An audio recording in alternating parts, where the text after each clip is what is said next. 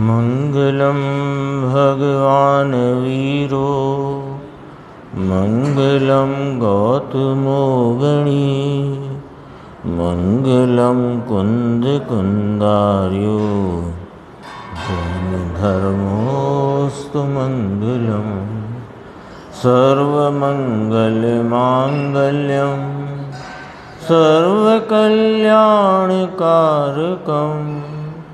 प्रधानम सर्वधर्माणां जैनम जयतु शासनम।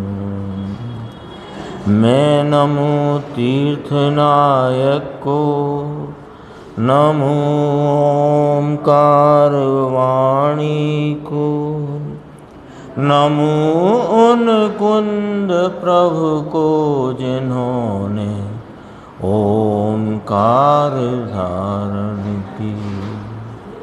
अहो उपकार जिनवरि का, कुंद का दिव्य वाणी का, जिन कुंद ध्वनि दाता उन कहान स्वामी का। नमः समय साराय स्वानुभूत्या चकासते चिद स्वभावाय भावाय सर्वभावांतरिक्षिदे। समय सारणी परमागम के परिशिष्ट रूप से जो आचार्य भगवान ने 47 शक्तियों का वर्णन किया, उसमें 44वें नंबर की शक्ति संप्रदान शक्ति की चर्चा अपन ने आज पूज्य गुरुदेव श्री के मुख से सुनी। यहाँ से ही आज व्याख्यान प्रारंभ हुआ था। ये है कि स्वयं दीयमान भाव उपेयत्वमयी संप्रदान शक्ति। स्वयं दीयमान, अपने द्वारा दिया जाता भाव, स्वयं दीयमान भाव है ना, तो अपने द्वारा दिया जाता जो भाव, उसके उपेयत्व, उपेय माने प्राप्त करना है ना, उपेय माने होता है प्राप्त करना, तो उपेयत्वमय, उसे प्राप्त करने के योग्यपनामय, उसे लेने के पात्रपनामय संप्रदान शक्ति। यानी मूल तो ये कहना है कि जो निर्मल पर्याय वर्तमान में प्रकट हुई, कैसे हुई कि अपने अनंत शक्ति स्वरूप इस चैतन्य परमात्मा को शक्ति और शक्तिवान के भेद को भी भूलकर इस चैतन्य अभेद तत्व की दृष्टि करने से जो परिणति में निर्मल पर्याय उत्पन्न हुई, वो किसे दी, किसको दे दी वो पर्याय? तो वह निर्मल पर्याय वीतरागी आनंद की पर्याय, आनंद की पर्याय नहीं कोई दी और उसने ही ली। अटपटा सा लगता है थोड़ा, इसको अपन ऐसे समझ लेते हैं। फिर वो संप्रदान क्या होता है? संप्रदान माने दान देना, ठीक है ना, या दिया जाना। दान का शब्द तो आजकल ऐसे प्रचलित हो गया कि फ्री में देना है ना, तो वो दान का वास्तविक शाब्दिक अर्थ है दिया जाना। जैसे अपन विचार करते हैं, संप्रदान शब्द समझ लेंगे ना, तो फिर ये शक्ति का भाव समझ में आएगा। जैसे कुम्हार ने घड़ा बनाया, तो घड़ा बनाकर उसने किसे दिया? कि पानी पीने वाले को। किसको दिया? पानी पीने वाले को। तो पानी पीने वाला उस घड़े रूपी कार्य में संप्रदान स्वरूप पात्र है। भेद कारक की चर्चा आई है 16वें नंबर की गाथा प्रवचन सार आचार्य अमृतचंद्र भगवान की टीका, उसमें भेद कारक से कारक समझाए हैं। कारक भेद रूप होते हैं ये नहीं समझाया, समझना जरा बात को। कारक भेद रूप होते हैं ये नहीं समझाया, या अन्य अन्य वस्तु में कारकपना होता है ऐसा है ही नहीं वस्तु का स्वरूप। लेकिन हमारी जो व्यवहारिक बोलचाल की भाषा है उसके द्वारा भेद कारकों के द्वारा कारकों का स्वरूप समझाया। तो उसमें कहा कुम्हार ने घड़े को चाक के साधन से टोकरी में से पानी पीने वाले के लिए भूमि के आधार से बनाया। इसमें क्या आ गया देखो, कर्ता ने कर्म को करण से अपादान में से संप्रदान के लिए या संप्रदान के लिए अपादान में से आधार से यानी जिसके भी आधार से बनाया, अधिकरण के आधार से बनाया। ये हो गई ना बात। तो कर्ता ने कर्म को किया, यहाँ कर्ता कौन है कि वो निर्मल पर्याय कर्ता, कर्म कौन है कि निर्मल पर्याय कर्म, और साधन कौन है कि उस पर्याय में वर्तती साधकतम शक्ति का स्वरूप, जो प्रत्येक गुण में, कल चल गई ना करण शक्ति, तो प्रत्येक गुण में उस करण नाम की शक्ति का स्वरूप है। वो करण शक्ति के साधन से निर्मल पर्याय उत्पन्न हुई। तो वो हुई तो दी किसको? जैसे अपन ने देखा ना, घड़ा बनाया तो दिया किसको कि पानी पीने वाले को, पानी पीने वाले को दिया। तो पानी पीने वाले वो जो व्यक्ति है वो यहाँ दो प्रकार से ज्ञात हुआ, दो प्रकार से। एक तो उसको दिया गया एक प्रकार था, और वो उसका पात्र है दूसरी प्रकार का। दो दिया गया ना, पानी पीने वाले को घड़ा दिया, घड़ा रूपी कार्य दिया, तो वो जो दिया तो संप्रदान हुआ, वो व्यक्ति संप्रदान हुआ। तो संप्रदान में दो रूप आए, एक तो उसको दिया और एक वह पात्र है। ये बात यहाँ लिखी है देखो, उसे प्राप्त करने के योग्यपनामय, उसे लेने के पात्रपनामय संप्रदान शक्ति, उसमें पात्रता है उसको लेने की, इसलिए दिया गया। तो दिया गया और पात्र है, दो बातें आ गई। अब अपन गुरुदेव का व्याख्यान देखते हैं। अभी तो अपन ये विचार करते थे कि संप्रदान क्या है ना। तो निर्मल पर्याय जो इस चैतन्य परमात्मा की दृष्टि देने से ज्ञान, आनंद, सुख, शांति, वीतरागता, सम्यक दर्शन, सम्यक ज्ञान, सम्यक चारित्र आदि जो निर्मल परिणाम वीतरागी हुआ, वो परिणाम का संप्रदान कौन के वही परिणाम। क्यों? क्योंकि जैसे सम्यक ज्ञान ले लो तो सम्यक ज्ञान उस ज्ञान रूप भाव का जो कार्य हुआ उसका कर्ता कौन कि कर्ता कारक का रूप जो उस ज्ञान गुण में है। कर्म कौन कि कर्म कारक का रूप जो उस ज्ञान गुण में है। साधन कौन कि साधन नाम करण नाम का करण शक्ति का रूप उस ज्ञान गुण में है। तो संप्रदान कौन कि वो सम्यक ज्ञान का परिणाम वीतरागी। तो वो संप्रदान का परिणाम का वो संप्रदान कारक जो है वो ज्ञान गुण में उस संप्रदान कारक का रूप है, इसलिए वह निर्मल वीतरागी सम्यक ज्ञान वो उसका संप्रदान रूप भाव है। अब अपन देखते हैं, देखो गुरुदेव ने यहाँ से प्रारंभ की चर्चा कि शक्तियों के रत्न का भंडार भरा है। कहाँ भरा है अंकुर भैया? मैं स्वयं शक्तियों के रत्नों का भंडार हूँ, और ये बाहर शुभ में जाता है और वहाँ आत्मा है नहीं। कितना सीधा सच्चा पता दिखाया है, एड्रेस कितना सीधा सच्चा कि तुम शक्तियों के गुण रत्नों के भंडार हो, और तुम उसे खोज रहे हो कहाँ?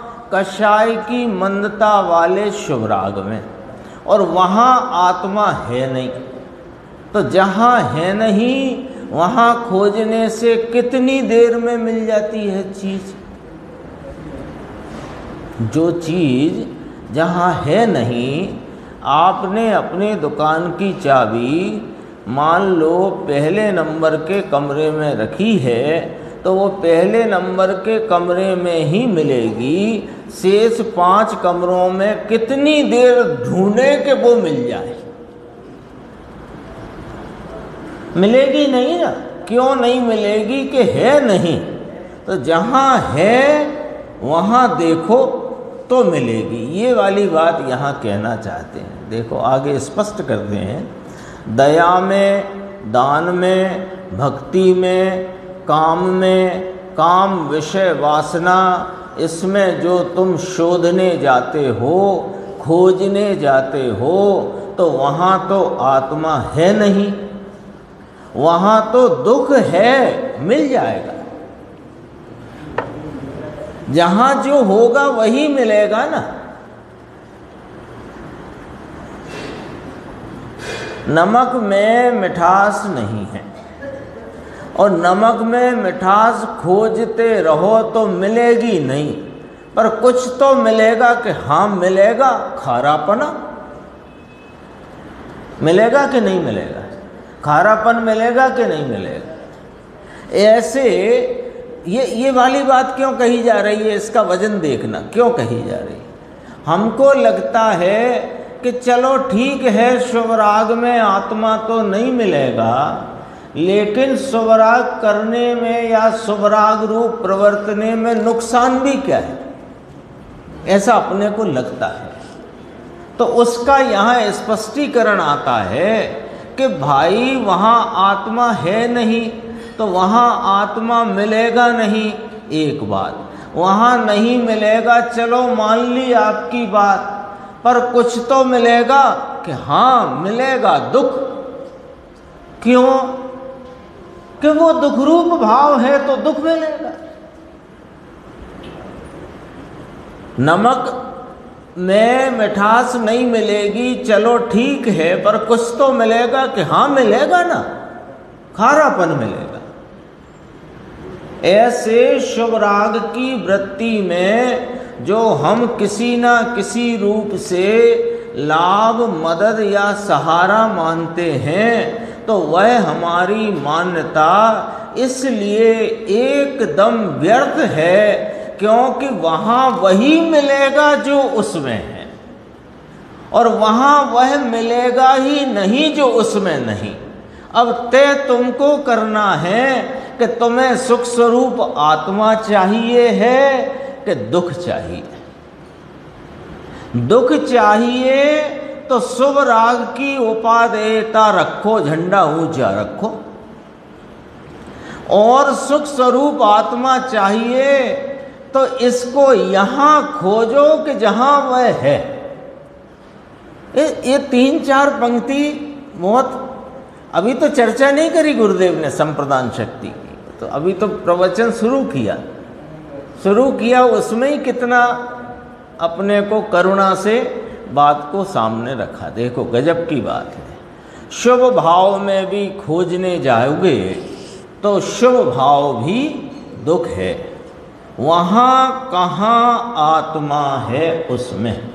बोलो ये बात अपने को जचती कि नहीं? सुमत जी, जच रही कि नहीं जच रही? जहाँ दुख स्वरूपता, जिनवाणी ने क्या किया? जिनवाणी आपको सुखी नहीं कर सकती, सुखी नहीं कर सकती जिनवाणी। डॉक्टर आपको ठीक नहीं कर सकता।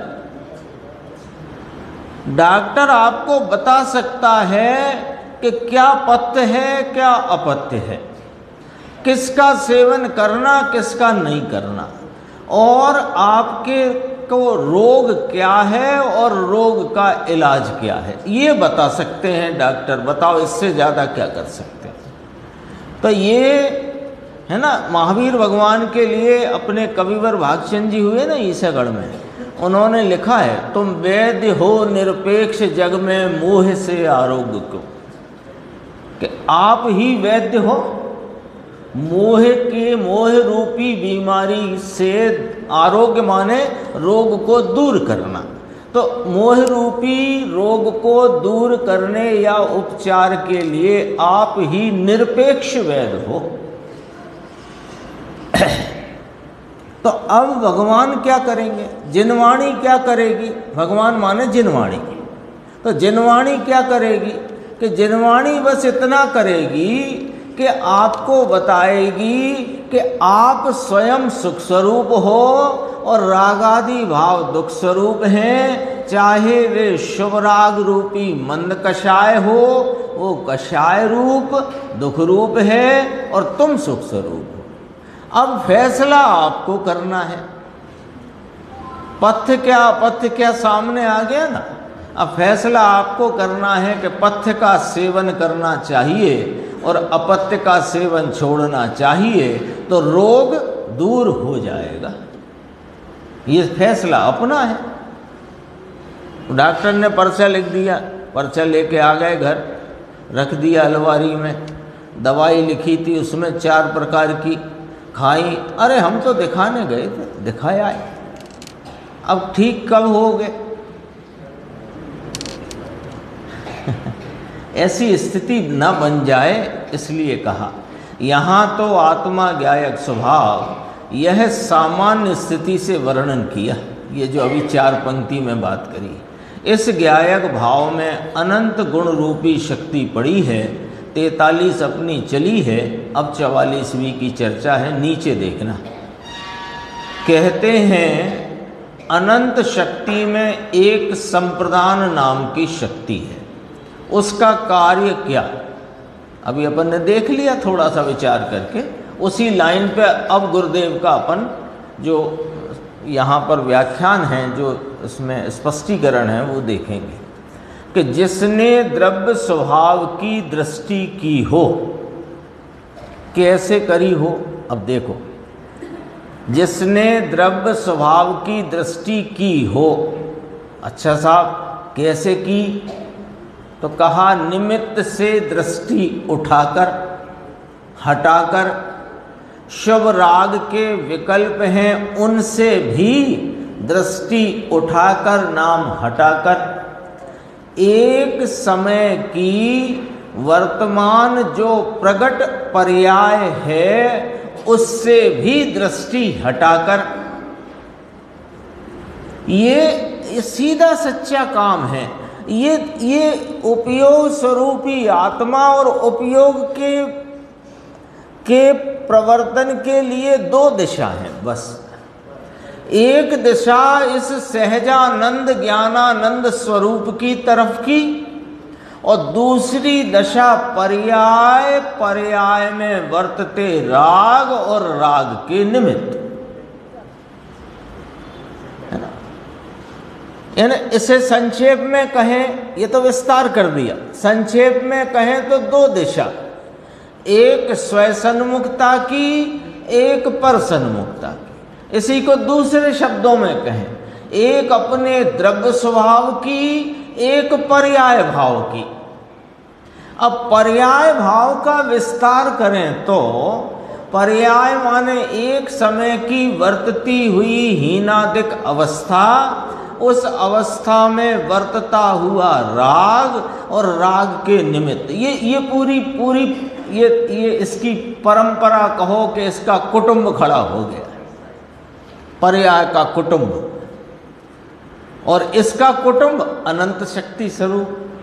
लेकिन अनंत शक्तियां के भेद को भी छोड़कर जब द्रव्य दृष्टि करो, तो इसलिए कहा निमित्त से। अब कथन वहां से किया, बाहर से, निमित्त से दृष्टि हटाकर, राग शुभ विकल्प से भी दृष्टि हटाकर, और एक समय की प्रकट वर्तमान अवस्था से भी दृष्टि हटाकर। अब जब पर की तरफ से सारी दृष्टि हट गई, तो दृष्टि कहाँ आई? कि ये अपने सहजानंद ज्ञानानंद स्वरूप द्रव्य स्वभाव बनने, अखंडानंद प्रभु आत्मा पर दृष्टि लगाना। लो, आपने तो प्रभु 2 मिनट में मोक्ष मार्ग बता दिया कि है ही इतना। 2 मिनट भी नहीं लगे, आपने तो पूरा मोक्ष मार्ग बता दिया कि है ही इतना। 2 मिनट तो बताने में लगे, प्रकट करने में समय लगेगा बस एक। प्रकट करने में एक समय, बताने में तो फिर भी 2 मिनट लग गए। जहां प्रभु विराजते हैं वहां भेंट करना किससे कहा? ये भेंट करने की बात किससे कही? वर्तमान वर्तते हुए उपयोग से कहा कि हे वर्तमान वर्तते उपयोग, ये जो अंदर पर्यायों से भी भिन्न, गुण भेदों से रहित, जो अपना अखंडानंद चिदानंद विज्ञान घन स्वरूप प्रभु हाजरा हुजूर विद्यमान है, उससे भेंट करो। इसका नाम सम्यक दर्शन है। धर्म की पहली सीढ़ी ये है। ये जो सम्यक दर्शन रूपी वीतरागी पर्याय प्रकट हुई, ये किसको दी? कि उस पर्याय ने वह पर्याय उसी पर्याय को दी। क्यों? कि सम्यक दर्शन श्रद्धा गुण का जो निर्मल भाव, वो श्रद्धा गुण के निर्मल भाव में संप्रदान शक्ति का रूप है। इसलिए श्रद्धा गुण के निर्मल सम्यक दर्शन स्वरूप प्रतीति वाले वीतरागी परिणाम को किसने किसको दिया? कि वो परिणाम को ही परिणाम दिया। क्यों? कैसे? कि इसमें संप्रदान शक्ति का रूप है। ये श्रद्धा पर घटाया, अभी गुरुदेव ज्ञान पर घटाते हैं, उसे भी अपन देखेंगे। देखो 616 पेज आ गया। यहाँ जो अपन पढ़ रहे थे उससे 5 पंक्ति 4 पंक्ति छोड़कर ही देखना। गुण और गुणी के भेद का लक्ष्य छोड़कर एक गुणी पर दृष्टि देने से ज्ञान की पर्याय जो प्रकट होती है वह धर्म है, वह सम्यक ज्ञान है। उस ज्ञान की पर्याय में संप्रदान का स्वरूप है। ये संप्रदान जो शक्ति है उसका ज्ञान गुण में स्वरूप है। क्यों? कैसे? कि ये अपन ने 3 भंग एक दिन याद किए थे माने अपन ने विचार में लिए थे। ये जो वस्तु है ना आत्मा, ये अनंत गुण स्वरूप है। तो अनंत गुणों में अनंत गुणों का रूप है। ये अनंत गुण स्वरूप वस्तु किस प्रकार है? कि अभेद है, अखंड है। इसमें गुण, पंडित जी आते थे ना कैलाश चंद जी बुलंदशहर वाले, वे कहते थे गुण कैसे रहे हुए हैं वस्तु में, जैसे बोरी में गेहूं ऐसे रहे हैं कि गुण में मिठास ऐसे रहे। यही उनका उदाहरण था, यही सिखाते थे। बोरी में गेहूं जैसे रहे हैं कि गुड़ में मिठास जैसे रहे। तो गुड़ में मिठास अभेदपने रही है ना, तो अनंते गुण इस चैतन्य आत्मा में अभेदपने रहे हैं। तो अभेदपने रहे हैं इसलिए 3 भंग के अनंत गुणों में अनंत गुणों का रूप, प्रत्येक गुण का अनंत गुणों में रूप, अनंत गुणों का प्रत्येक गुण में रूप। इसलिए संप्रदान शक्ति का भी रूप ज्ञान गुण में है। इसलिए ज्ञान गुण की पर्याय जो सम्यक ज्ञान रूप प्रगति, उसका संप्रदान उस पर्याय को ही है। संप्रदान माने दिया जाना।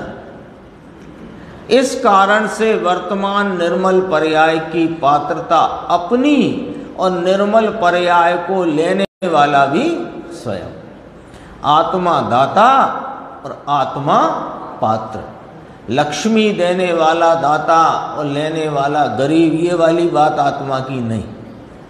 जगत में चलता ना दान के नाम पर, यही तो भाव है दान का, जगत की लौकिक भाषा। देने वाला अमीर और लेने वाला गरीब। ऐसा नहीं, यहाँ तो देने वाली भी पर्याय अपने वैभव से प्रकट और वही पर्याय लेने वाली अपने वैभव से प्रकट। आत्मा की चीज में तो अपना ज्ञान स्वरूप, तो गुरुदेव कहते हैं प्रथम तो ज्ञायक भाव गिनने में आया ना, आत्मा की बात करो तो ज्ञान वह आत्मा, ज्ञायक वह आत्मा, तो उस ज्ञायक भाव में संप्रदान नाम का रूप है। संप्रदान शक्ति उससे भिन्न है, समझना जरा। हाँ, ज्ञायक भाव माने ज्ञान स्वभाव, ज्ञान स्वभाव या ज्ञान गुण।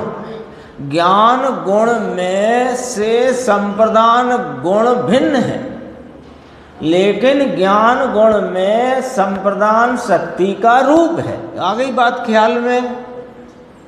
जैसे ज्ञान गुण, दर्शन गुण, सुख गुण, चारित्र गुण अलग अलग भिन्न भिन्न गुण हैं। यदि भिन्न भिन्न नहीं तो चार कैसे गिनोगे? ज्ञान, दर्शन, सुख, चारित्र कैसे चार गिनोगे? चार सुमत जी तभी तो गिनोगे जब भिन्न भिन्न होंगे। लेकिन उन चारों में उन चारों का रूप अनंत है। ऐसे तो अपन चार की बात करते हैं, ऐसे संप्रदान शक्ति न्यारी और ज्ञान गुण न्यारा, पर ज्ञान गुण में संप्रदान शक्ति का रूप है। उस ज्ञायक भाव में, ज्ञान भाव में संप्रदान का स्वरूप है। उस स्वरूप के कारण वह सम्यक ज्ञान रूपी निर्मल पर्याय का दाता वह पर्याय और उसका लेने वाला पात्र वही पर्याय है। ये संप्रदान शक्ति की चर्चा है। और थोड़ी सी देखते हैं, देखो कुछ विशेष है इसमें। ये पेज यहाँ तो आया है 617, उसमें देखना आप नीचे मिलेगा 484। देखो ये भी बात थोड़ी सुनने समझने जैसी है। भाई तेरी चीज में क्या कमी है कि तुझे दूसरे से लेना है? कितना सीधा लॉजिक है। तुझ में कहाँ अपूर्णता है कि पर से तुझे पूर्णता लेनी है? लेनी है माने ऐसी तेरे में आखिर कौन सी अपूर्णता है कि जो तू पर से लेकर के पूर्ण होना चाहता है? हाँ? कहते नहीं, जैसे कोई व्यक्ति हो तो वो कहे कि जरा वो उठा देना, जरा वो उठा देना, तो अपन कह देते हैं तुम्हारे हाथ नहीं है क्या? कहते हैं ना, ऐसे लौकिक की बात है, कह देते तुम्हारे हाथ नहीं है क्या? तो जब तुम्हारे हाथ हैं तो उठा लो। तो तुम में आखिर कौन सी कमी है? तुम क्या लूले हो जो तुम किसी और से लेना चाहते हो? यहां तुम्हारा यह ध्रुव स्वरूप अनादि अनंत विज्ञान घन चैतन्य सामान्य सदृश एक रूप पावन पवित्र परिपूर्ण स्वरूप विद्यमान है। अब इसमें ऐसा क्या कम है कि जो तुम कहीं से लेकर के इसे पूरा करना चाहते हो? ये पॉइंट है विचार करने के लिए, ये पॉइंट है विचार करने के लिए। आखिर क्या चाहते हो तुम कि जिससे ये पूर्ण हो जाए? तुझ में कहाँ अपूर्णता है कि पर से पूर्णता लेनी है? तो ये विचार, ये बात समझकर स्वीकार करके और निर्णय में बराबर विचार पूर्वक यदि दृढ़ की जाए तो कहीं से कुछ मांगने की तमन्ना ही न रहे। क्यों? क्योंकि मैं तो पूरा हूं। तो पूरे में ऐसा क्या अधूरा है कि वो बाहर से लाकर को पूरा करना पड़े?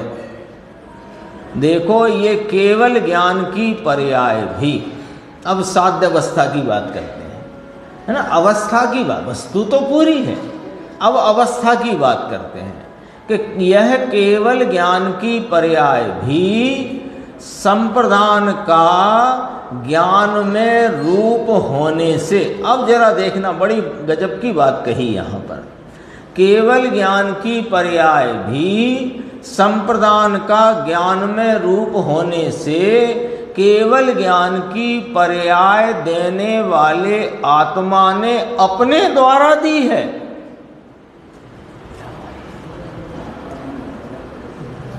वस्तु तो परिपूर्ण है, वस्तु में कभी कहीं अपूर्णता रही नहीं। अवस्था के दृष्टिकोण से देखें तो यह चैतन्य भगवान निगोद में रहा तब भी परिपूर्ण ही रहा, और अभी यह मनुष्य आदि भाव गति में है, मनुष्य आदि गति में है तो भी परिपूर्ण है वस्तु तरीके, पर्याय अवस्था कोई भी रही हो।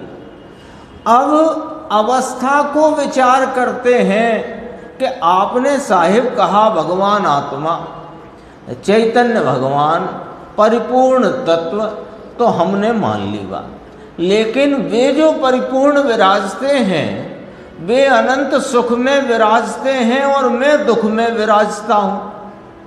तो कहा भैया वस्तु तो पूरी की पूरी है, उनकी भी और तुम्हारी भी, फर्क तो अवस्था में है। तो यदि कुछ चाहिए तो अवस्था का परिवर्तन चाहिए, वस्तु को तो कुछ नहीं चाहिए। समझ में आ रही ना बात? फर्क कहाँ है सौरभ? फर्क कहाँ है कि फर्क है वस्तु में कुछ नहीं, सिद्ध भगवान और मैं।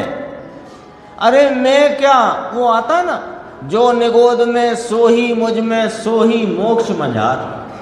तो सिद्धों के, निगोद वाले जीव के और मुझ जीव के वस्तु तरीके तो कहीं कोई किंचित अंतर फर्क कमी नहीं है। अब जो कमी दिख रही है आप उसकी भी तो हमारी बात सुनो। हाँ सुनाओ। वे अनंत सुख में विराजते हैं, यहाँ एकांत दुख बरत रहा है। ठीक बात कही आपने, सही पकड़ी बात आपने। तो तुम्हें परिवर्तन अवस्था में चाहिए, वस्तु में तो नहीं। निर्णय करते चलो, वस्तु में तो कोई परिवर्तन नहीं चाहिए, अवस्था में चाहिए। वे परिपूर्ण अवस्था जिसे अपन केवल ज्ञान कह रहे हैं, केवल ज्ञान कह दो तो सब आ जाता है उसमें। केवल दर्शन, केवल सुख, केवल वीर, सब आ गया ना, आनंद सब आ गया। तो केवल ज्ञान रूपी अवस्था उसको दिया किसने? कि केवल ज्ञान की पर्याय को देने वाला उस समय का परिणमित आत्मा, उसने ही केवल ज्ञान दिया है। अरे पूर्व की निर्मल पर्याय ने भी नहीं दिया तो पर तो क्या देगा? और राग से क्या भीख मांगते हो? राग में तो वो भाव की गंध भी नहीं है, उससे क्या मांगना? कोई निकले मान लो मांगने, तो उससे मांगेगा जिसके पास माल ताल दिखता हो। कि स्टेशन पे बैठा एक मांगने वाला दूसरे मांगने वाले से मांगेगा, बताओ? ऐसा तो नहीं होता ना। तो राग तो क्या देगा तुम्हें? केवल ज्ञान। और निमित्त क्या देंगे तुम्हें? केवल ज्ञान। अरे वे अपने केवल ज्ञान स्वरूपता से भले विराजमान हों, पर तुम्हारा केवल ज्ञान वे दे नहीं सकते। तो ये केवल ज्ञान कौन देगा मुझे? कि मेरी केवल ज्ञान रूपी परिपूर्ण निर्मल वीतरागी पर्याय जो केवल ज्ञान स्वरूप परिणमित है, वही आत्मा, उस केवल ज्ञान से परिणमित आत्मा ही केवल ज्ञान को देती है। और उसको लेने वाला पात्र भी केवल ज्ञान है। क्योंकि संप्रदान शक्ति का इस आत्मा में स्वरूप है। उस ज्ञान में भी उस केवल ज्ञान, वो संप्रदान शक्ति का स्वरूप है। देखो कितनी गजब की बात। ये सामान्य बातें नहीं हैं, ये बातें निर्णय के लिए हैं, है ना। ये देखो ऐसा होता है ना कि संगीत होता है तो उसमें बहुत बारीक मुर्कियाँ यों वो उसकी कलाकारियाँ होती हैं, तो उसमें सब लोग करते हैं वाह वाह वाह वाह। फिर कविता काव्य होता है, उसमें भी कोई बहुत अच्छी गंभीर बात कम शब्दों में कह दी तो उसमें भी वाह वाह वाह वाह। ये वाह वाह करने की चीज़ें ही नहीं है। यानी ये सुनकर के अपने को इतना ही यदि भाव आए कि देखो कितनी अच्छी बात आई, तो कहा अभी तो मैं समझ में नहीं आई। ये अच्छी बात तो है, पर ये सिर्फ इसीलिए नहीं है कि ये अच्छी है, ये इसलिए है कि अपने हित के कार्य के लिए अपने तत्व का निर्णय इन बातों को सुनकर समझकर विचार करके करना है, इसलिए है। बात तो देखो कितनी गजब की कही। केवल ज्ञान की पर्याय देने वाले आत्मा ने अपने द्वारा दी है। फिर अपने द्वारा दी है में क्या समा गया? राग द्वारा नहीं, निमित्त द्वारा नहीं, श्रवण द्वारा नहीं। अब ऐसा पहुंचना, और इस जगह तो निवृत्ति फुर्सत मिलती नहीं है ना, फुर्सत मिलती नहीं है जब, और यहाँ तक पहुँचना है निर्णय में, यहाँ तक पहुँचना है। यहाँ तक पहुँचने के लिए निर्णय सुनने से नहीं हो सकता। सुनने से आपको कच्चा माल मिलेगा, लेकिन वह आपको अपने विचारणा की, मंथन की फैक्ट्री में उसको प्रोसेस करके निर्णय तक पहुंचाने का काम तो अपने को करना है। अब फुर्सत नहीं है, निवृत्ति नहीं है, तो गुरुदेव ने तो कह ही दिया, भटकने की फुर्सत है इसे तो, है ना। देखो कुछ और तो था क्या, यही थोड़ी चर्चा आखिर में आई थी, ये देख लेते हैं। एकदम यहाँ प्रवचन पूरा हुआ था ना, आज आधा तक चला है। अपने द्वारा दिया जाता, पोता थी देवामा आवतो, गुजराती भाषा है। पोता थी देवामा आवतो, अपने द्वारा दिया जाता, अपने द्वारा देने में आई। आत्मा द्वारा, आत्मा की शक्ति द्वारा निर्मल पर्याय देने में आई। ऐसा जो निर्मल भाव, धर्म भाव, वह धर्म भाव स्वयं से दिया जाता धर्म भाव है। कितनी बात करते हैं, व्यवहार रत्नत्रय से धर्म पर्याय होती है, उसका तो नकार किया है, इनकार किया है। व्यवहार रत्नत्रय से इसको निर्मलता का कितना अंश प्रकट हो सकता है, नकार किया है, इनकार किया है। निर्मलता की पर्याय को देने वाली वह निर्मल पर्याय ही है। और वो निर्मल पर्याय उत्पन्न कैसे होती है? आपने तो कह दिया पर्याय को, पर्याय ने पर्याय को दिया, पर वो निर्मल पर्याय को निर्मल पर्याय ने दिया, तो निर्मल पर्याय उत्पन्न कैसे होती है?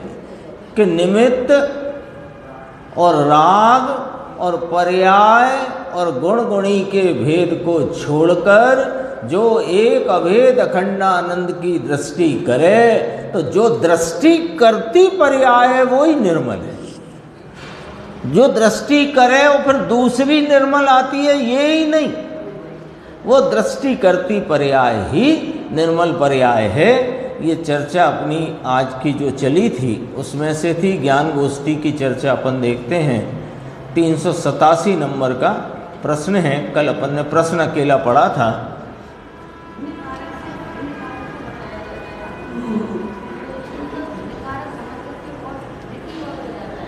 नहीं, कल भी बात आई थी, दोपहर को आई थी शायद, अभी बताते हैं कि भिन्न कारक जो हैं वो कारकों को समझाने के लिए है। अब इसको अपन थोड़ा ऐसे समझें कि अनादि से ये जीव को पर में कर्ता बुद्धि चली आई है। अपने अकर्ता स्वभाव को ये जानता नहीं, पहचानता नहीं, अकर्ता स्वभाव को कि इसको स्वीकारता नहीं, तो उसका इसको दृष्टि नहीं। अकर्ता कहो या कि ज्ञाता कहो, एक ही बात है। तो अकर्तापना दृष्टि में क्यों नहीं आया? क्योंकि इसके कर्तापने का जो भ्रांति है वो इसकी टूटी नहीं, तो इसको पर में कर्तापने की भ्रांति है। तो कर्तापने और अकर्तापने के संदर्भ से दोपहर को तो काफ़ी चर्चा हो गई है। अभी कारकों की बात चलती है तो यहाँ भी अपन उसे विचार कर सकते हैं कि इसे पर में कर्तापना है। तो गुरुदेव श्री का जो आया था बोल, उसी में से बोलता हूँ मैं कि ये पर का तो कर सकता ही नहीं, क्योंकि दो द्रव्यों में अत्यंत अभाव है। राग को ये कर सकता नहीं, क्योंकि राग करने का इसमें स्वभाव ही नहीं है। तो अपनी पर्याय को तो करे, अपनी पर्याय को तो करे कि अपनी पर्याय को भी क्या करे, जब वह पर्याय अपने जन्म क्षण में जो होने वाली है वही होती है। तो अपनी पर्याय का भी वास्तव में करता नहीं। तो चौथा प्रश्न, चलो अपनी पर्याय को भी नहीं करता, लेकिन जानने की पर्याय तो करता है ना, कि न जानने की भी वह पर्याय अपने जन्म क्षण में जो होने वाली है वही होती है। तो बात क्या निकल कर के आई? कुछ ही नहीं करता क्या?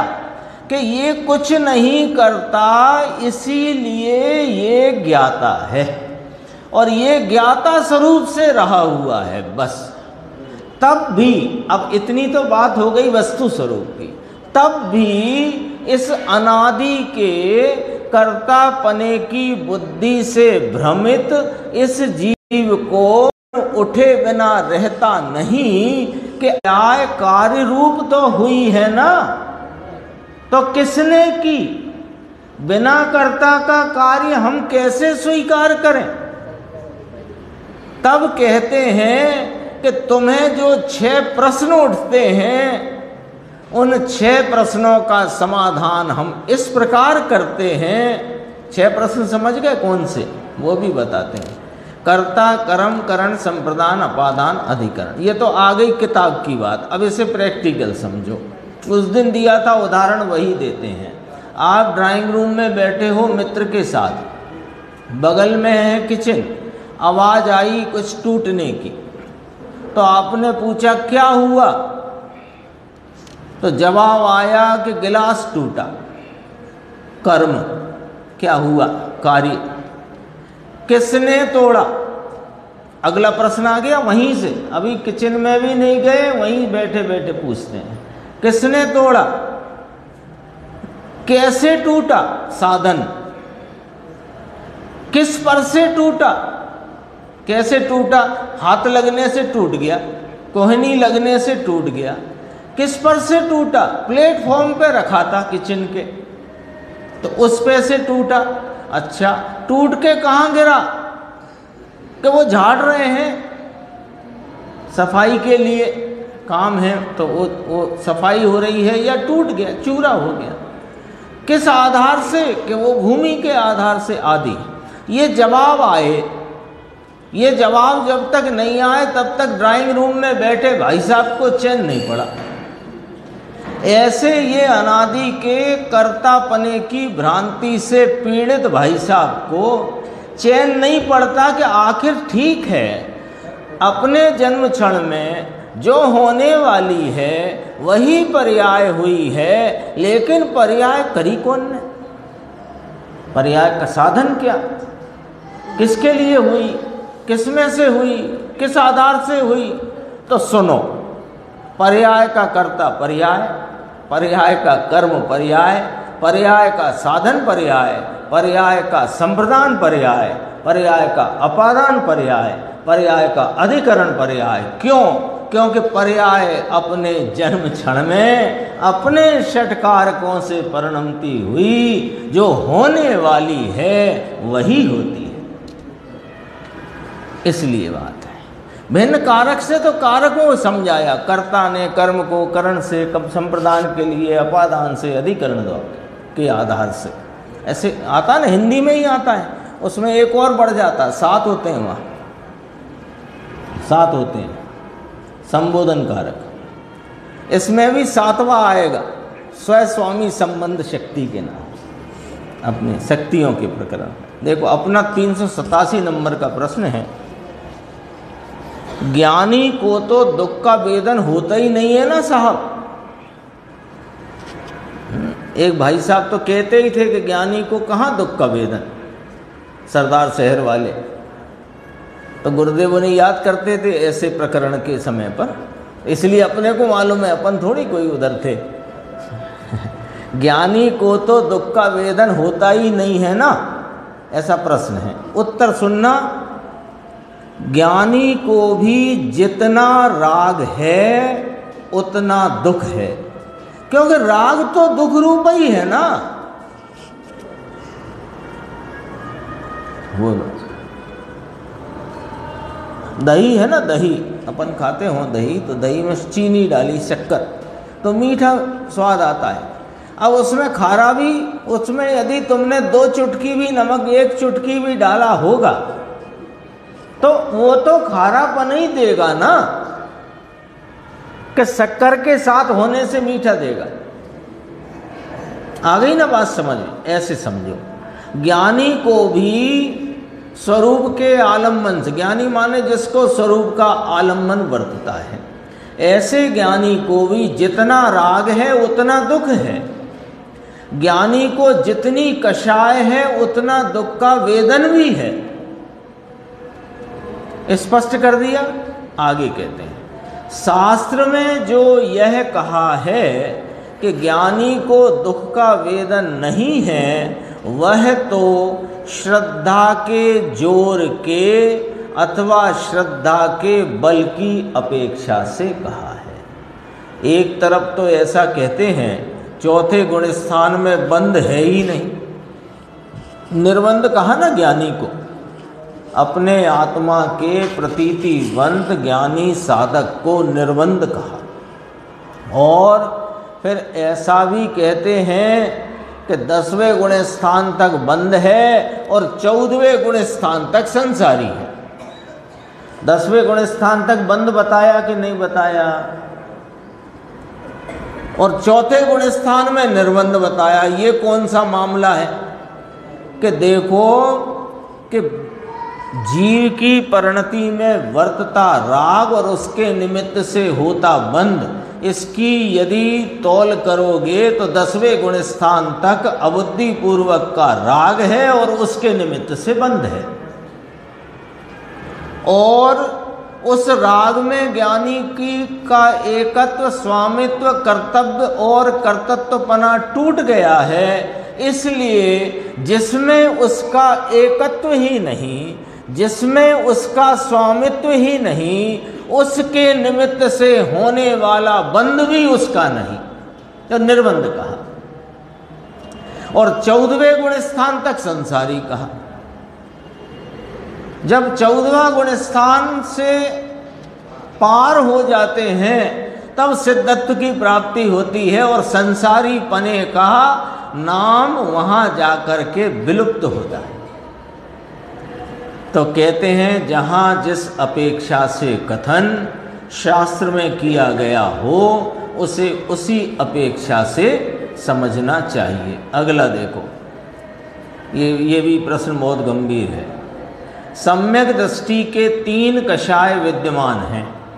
चौथे गुण स्थानवर्ती जो अविरति सम्यक दृष्टि हैं, उनके अनंतानुबंधी संबंधी कषाय का नाश हो गया है, लेकिन अप्रत्याख्यानावर्णी, प्रत्याख्यानावर्णी और संजुलन संबंधी कषाय 3 चौकड़ी अभी विद्यमान है।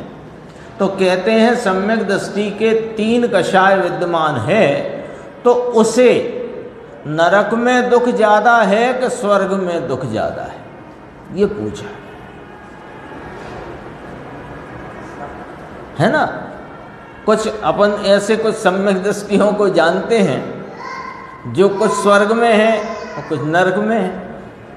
राजा श्रेणिक छायक सम्यक दृष्टि अभी नरक में है, उनके 3 कषाय चौकड़ी की विद्यमानता या उदय है, ऐसा कहेंगे।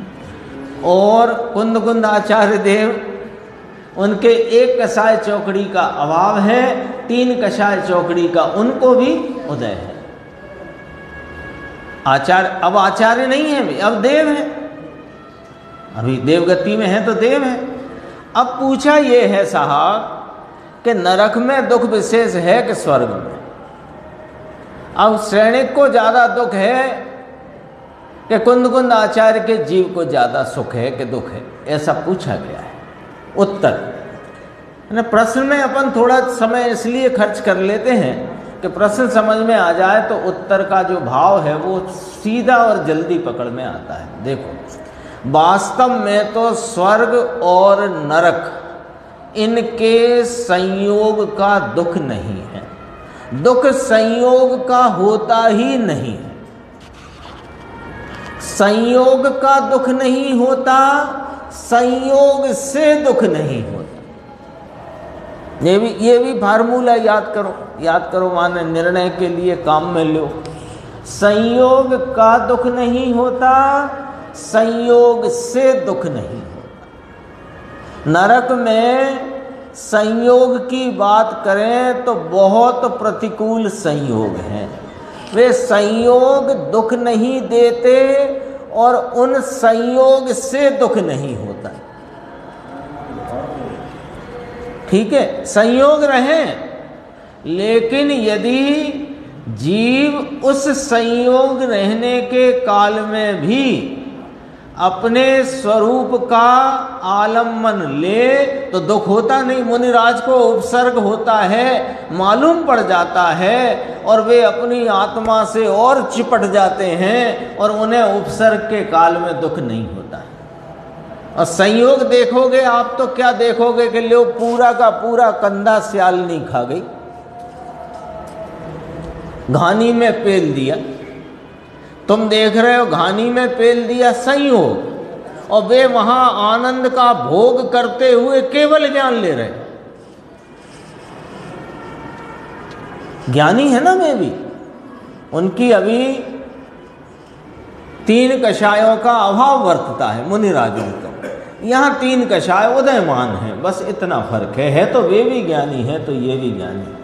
अब देखो, वास्तव में तो स्वर्ग नरक के संयोग का दुख नहीं है, किंतु अपने परिणाम कसाय में जब जुड़ते हैं तब उससे दुख होता है, संयोग से नहीं। वो मुनिराज का उदाहरण इसीलिए दिया था, वे नहीं जुड़ते, जुड़े तो दुखी हो, और जितना जुड़ते हैं उतना दुख है, और जितना नहीं जुड़ते हैं उतना सुख है। नरक विशेष दुख का कारण हो ऐसा नहीं है, किंतु प्रतिकूलता में जो तीव्र जुड़ान होता है उसका विशेष दुख है। जितना पर में लक्ष्य जाता है उतना दुख है। वह दुख का परिणाम संयोग के कारण नहीं हुआ है, किंतु अपने से ही हुआ है, अपने से ही हुआ है, संयोग से नहीं हुआ। 389। बस ये 2 प्रश्न हैं छोटे छोटे। चौथे गुण स्थान में तत्वार्थ श्रद्धान को सम्यक कहा है, तत्वार्थ श्रद्धानम सम्यक दर्शनम, ऐसा कहा ना तत्वार्थ सूत्र में, और उसे चौथा गुण स्थान भी कहते हैं तत्वार्थ श्रद्धानी को। ठीक है, सही बात है। एक बात और यहाँ पर याद करना चाहिए, मतलब ख्याल में लेना चाहिए, तत्वार्थ श्रद्धानम सम्यक दर्शनम, ये निश्चय सम्यक दर्शन की बात है। कोई कहता हो कि तत्वों के भेद रूप श्रद्धा है, ये कि ना भेद रूप नहीं है, ये जीव स्वरूप की श्रद्धा होने से सर्व तत्वों का यथानुरूप श्रद्धानुवर्तता है, उसकी बात है। स्वस्वरूप की श्रद्धा है। ये 4 बोल आए हैं मोक्षमार्ग प्रकाशक में, वो एक दिन चर्चा ली थी अपन ने, आ गई देखो। तत्वार्थ श्रद्धान को सम्यक दर्शन कहा, चारित्र को नहीं कहा। ऐसा तत्वार्थ श्रद्धान को सम्यक दर्शन कहा, चारित्र को नहीं कहा। उसमें तत्वार्थ श्रद्धान हुआ, वहाँ चारित्र नहीं कहा, मतलब ऐसा है। उमा स्वामी आचार्य भगवान ने तत्वार्थ श्रद्धानम सम्यक दर्शनम कहा, तत्वार्थ श्रद्धानम सम्यक दर्शन सम्यक चारित्रम नहीं कहा, ऐसा उनने पूछा है। तो क्या चौथे गुण स्थान में जब तत्वार्थ श्रद्धान माने निस्वरूप की श्रद्धा हुई, तो उस निस्वरूप की श्रद्धा के साथ ही सातों तत्वों का यथानुरूप श्रद्धान हुआ है, तो क्या उन्हें चारित्र प्रगटा के नहीं प्रगटा, ये प्रश्न है। उत्तर, चारित्र की पर्याय यानी चारित्र की मुख्यता 5वें 6वें गुण स्थान से मुख्यतया मानी गई है।